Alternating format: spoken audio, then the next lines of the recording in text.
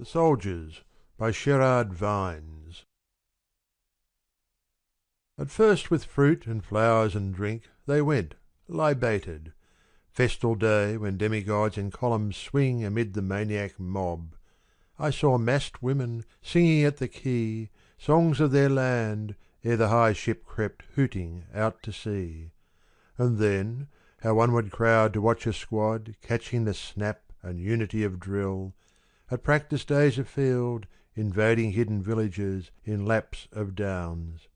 They, still unwhipped, plod on obediently to death without the cheering and the praise, hysteric meed of yesterday. A soldier's such a common thing. Besides, 2 years of war have taught the people it's the soldier's job to stop a bullet. Why then spoil with praise for what must needs be done? Rather suggest their aim and place.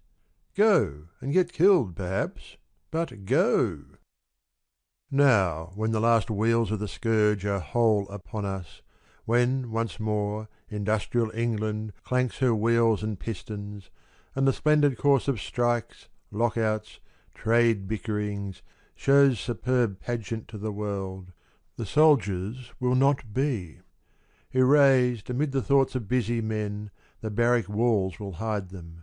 Even these monuments for the great dead, hurrying clerks and labourers, with only eyes for clocks, will pass.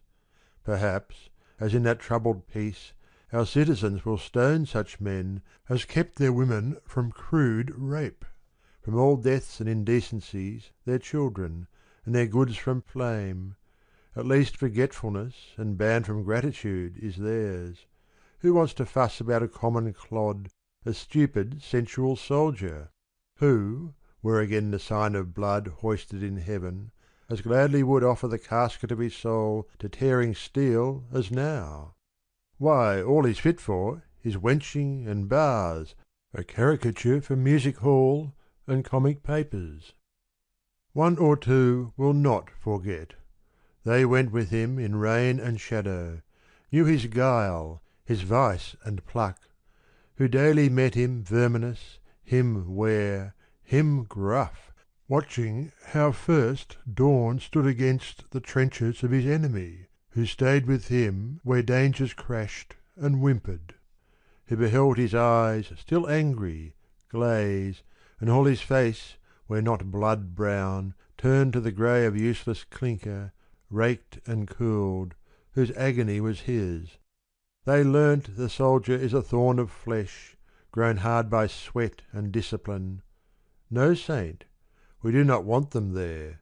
No Cuchulain, whose hero light enarioles him, but a doer man, brother to hunger, cold and fear, content to dirty work, content to dirty death among the rats, if that is in his day's schedule. End of poem.